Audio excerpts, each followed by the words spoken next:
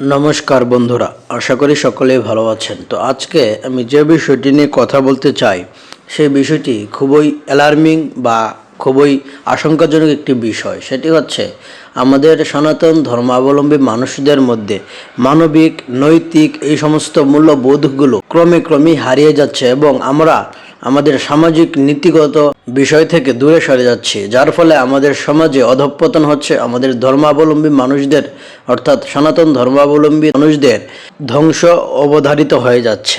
আজকে আমি কথা বলবো নারীদের বিষয় নিয়ে, পরবর্তীতে আবার পুরুষদের বিষয় নিয়ে কথা বলবো। নারীদের বিষয়টি নিয়ে কথা বলার মূল বিষয়টি হচ্ছে আমাদের নারীদের বর্তমান সমাজে আমরা দেখতে পাচ্ছি যে কোনো বয়স, এমনকি ছোট 8-10 বছরের একটি বাচ্চা থেকে শুরু করে 50-60 বছরের বৃদ্ধ হয়ে গেছে এমন মহিলা পর্যন্ত তাদের আজকে নৈতিক অধঃপতন এবং নৈতিক স্খলন আমরা দেখতে পাচ্ছি প্রতিনিয়ত বিভিন্ন সামাজিক যোগাযোগ মাধ্যমে। বিশেষ করে ইনস্টাগ্রামে আমরা লক্ষ্য করছি যে ভারতীয়, বিশেষ করে পশ্চিম বাংলার সনাতন ধর্মাবলম্বী মহিলাদের নৈতিক অধঃপতনের চূড়ান্ত মাত্রা সেখানে গেলে লক্ষ্য করা যায়।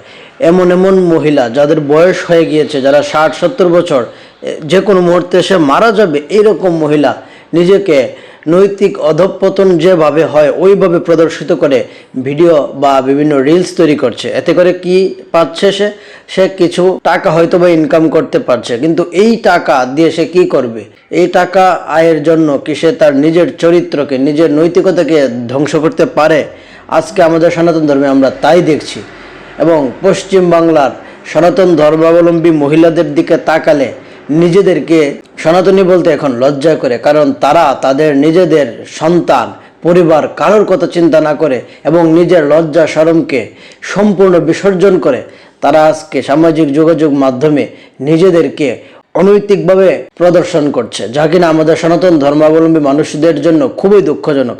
এবং শুধু পশ্চিমবাংলা নয়, আমরা বাংলাদেশে লক্ষ্য করছি বিভিন্ন পূজা বা উৎসবের নাম করে সনাতন ধর্মাবলম্বী মেয়েরা এবং মহিলারা তাদের যে পোশাক আশাক, তবে একটি কথা বলে না, বলো পোশাক যার যেরকম ইচ্ছা সেটা সে পড়তে পারে, আমার কোনো সমস্যা নেই। কিন্তু আমাদের একটি কথা মাথায় রাখতে হবে, যখন যেমন তখন তেমন, দেশ কাল পাত্র বলে একটি কথা আছে। এইগুলো চিন্তা করে আমাদেরকে কোনো কাজ করা উচিত। তো আমি যে জায়গায় আছি সেই জায়গার নিয়ম অনুসারে যদি চলি সেটা আমার জন্য ভালো, আবার অন্য কোনো জায়গায় গেলে সেই জায়গার নিয়ম অনুসারে চলতে পারি, কোনো সমস্যা নেই। কিন্তু সনাতন ধর্মাবলম্বী পুরুষ বা মহিলা যেই হোক, বিশেষ করে মহিলাদের মধ্যে স্থান কাল পাত্রের কোনো কথাই আমরা দেখতে পাচ্ছি না, কোনো বিষয়ে আমরা তাদের মধ্যে লক্ষ্য করছি না।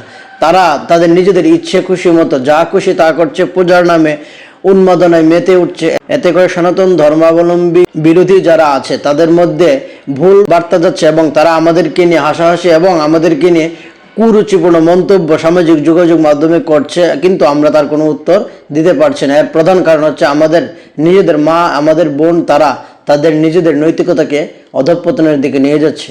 আমি আশা করব আপনারা আমার কথাগুলোকে একটু ভাববেন এবং কথাগুলোকে প্রচার করবেন এবং নিজেদের ঘরের মা বোন তাদেরকে বোঝান এবং আপনারাও বুঝুন, ধর্মশাস্ত্র অধ্যয়ন করুন, সঠিক ধর্মকে জানুন, সঠিক উৎসব পালন করুন এবং স্থান কাল পাত্র এবং জায়গা অনুসারে নিজের আচরণকে গড়ে তুলুন এবং সামান্য কিছু অর্থের জন্য নিজেকে অধঃপতনের দিকে ঠেলে দেবেন না। সামাজিক যোগাযোগ মাধ্যমে নিজেকে এবং নিজের পরিবারকে এবং সর্বোপরি নিজের ধর্মকে হাসির এবং লজ্জার পাত্র বানাবেন না, আপনাদের কাছে অনুরোধ। এবং আমি আশা করব আপনারা আমার কথাগুলোকে একটু ভাববেন এবং সে অনুযায়ী চেষ্টা করবেন। তো আজকে এই পর্যন্তই, কথা হবে পরবর্তী এপিসোডে। সেই পর্যন্ত ভালো থাকুন। ধন্যবাদ সবাইকে।